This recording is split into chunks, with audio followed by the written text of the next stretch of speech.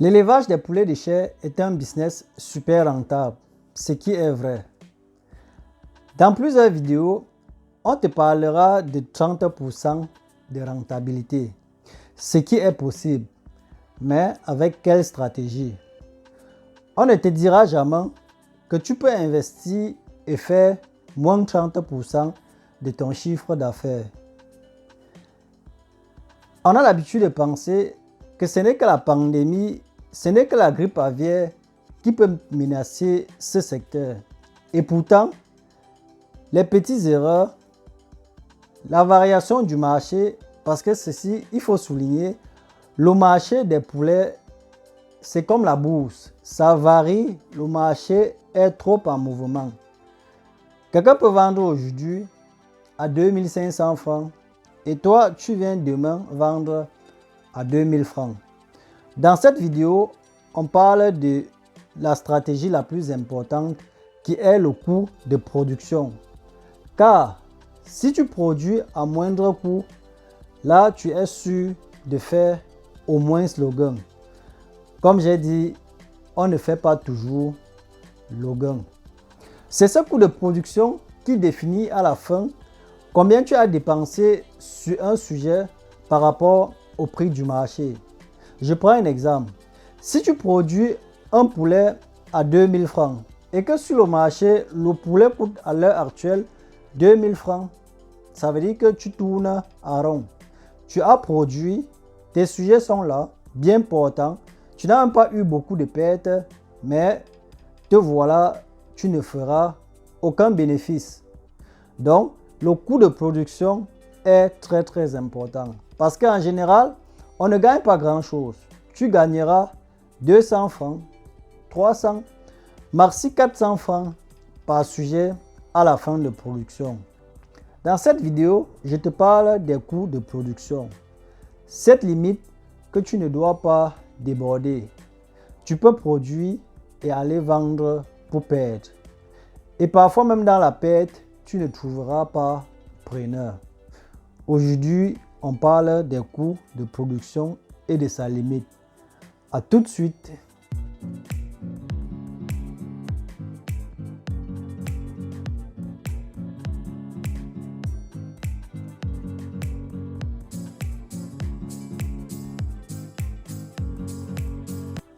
Salut, j'espère que tu vas bien. Moi, c'est Vitris Tafokam. Ici, on parle de ton développement et celui de ton peuple. Si tu es nouveau sur la chaîne, abonne-toi et active la cloche de notification pour les prochaines vidéos. Comme je disais à l'introduction, c'est très important de produire moins cher. En produisant moins cher, tu es déjà sûr que tu vas au moins faire un petit gain. Généralement, le sujet coûte 2000. C'est vrai, ça dépend des périodes et de la variation du marché. Mais si tu t'efforces, si tu fais les efforts de produire à moins de ce prix, là, tu sais déjà que tu vas faire le gain. Produire à un prix X et aller sur le marché revendre à ce même prix, ça arrive de temps en temps. À un moment, pour limiter les coûts de production, pour ne plus dépenser dans la production, tu es obligé de libérer à ce prix de production ou bien à un prix inférieur. Parfois, tu vends à perte, mais tu n'as pas de preneur. Ça arrive de temps en temps. Je prends un exemple sur ce qu'on a vécu ces derniers temps. En pleine pandémie de Corona, on a acheté les poussins à 700 francs. D'autres ont même acheté à 750 francs pour produire. On a produit. À la fin de la production, après tout calcul fait, on se retrouve à 1900 francs de dépenses.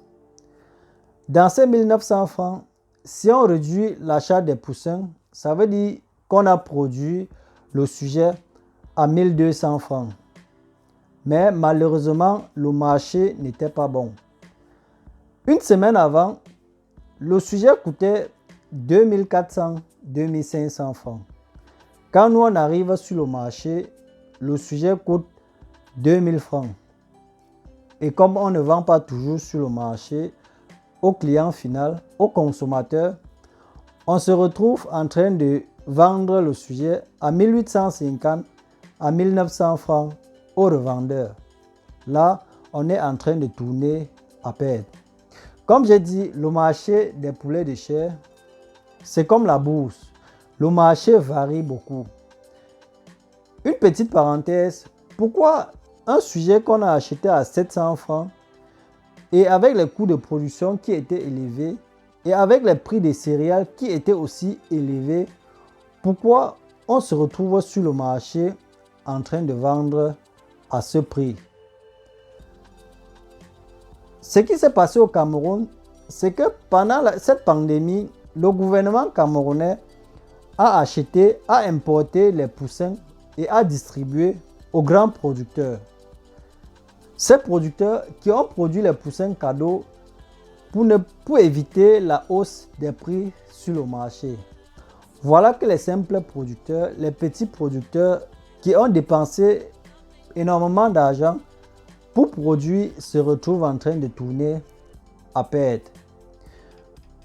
Je ferme la parenthèse et je reviens au sujet du jour. Ici, aujourd'hui, on parle des coûts de production. Il y a une limite. Quand tu veux produire, tu dois avoir un but. Le but, c'est fixer un prix maximal que tu ne devrais pas déborder. C'est vrai que ce prix dépend aussi du prix du marché. Et le marché, crois-moi, tu ne peux pas définir le marché. Tu ne peux pas savoir l'évolution. Tu ne peux pas maîtriser l'évolution ou la variation du marché. Aujourd'hui, tu peux avoir un prix et demain, le prix change brusquement. Ça peut aller à la hausse, tant mieux pour toi. Ça peut aller aussi à la baisse. Bienvenue dans le monde des perdants. Et comme je disais, le principal objectif ici, c'est produire à moindre coût. Si tu rates cette équation, là, tu ne vas pas t'en sortir. À moins que le marché soit souriant.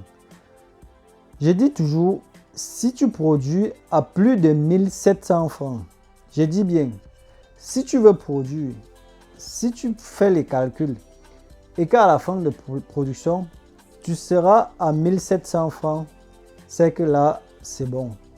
Quand je dis 1700 francs, ça veut dire qu'il y a déjà le prix du poussin inclus.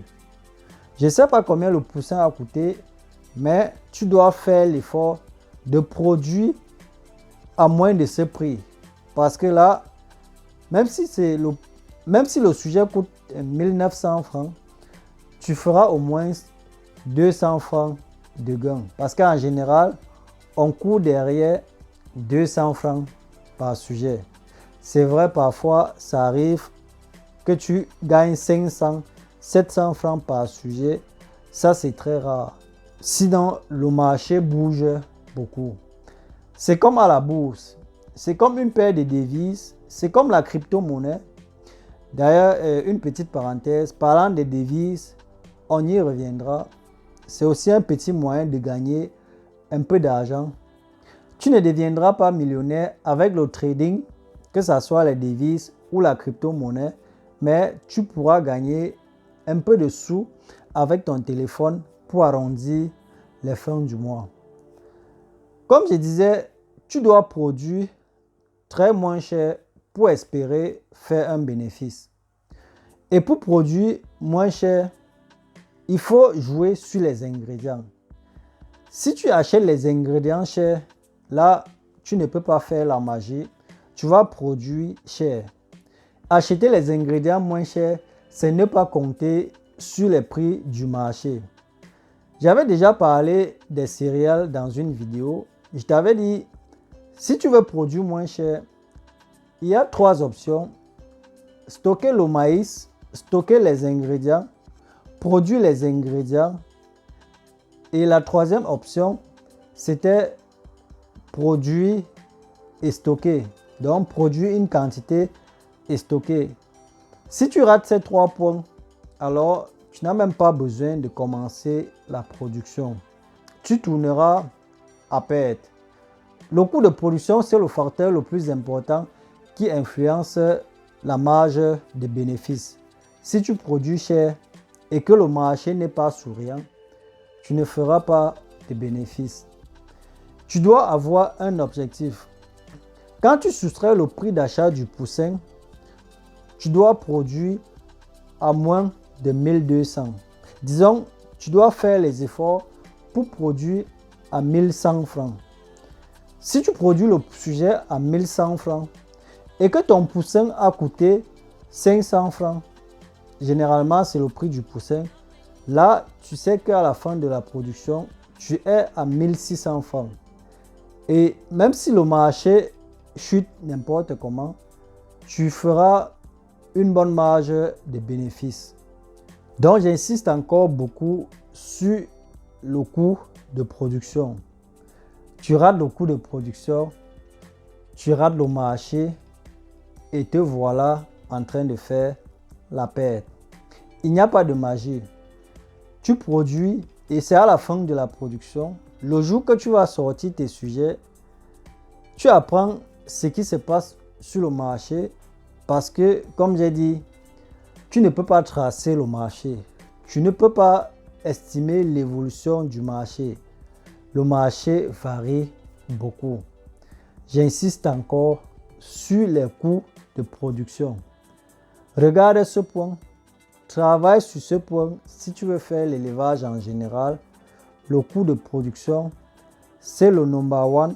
C'est le premier facteur qui devrait plus t'intéresser. Ce n'est que dans le coût de production que tu peux gagner de l'argent.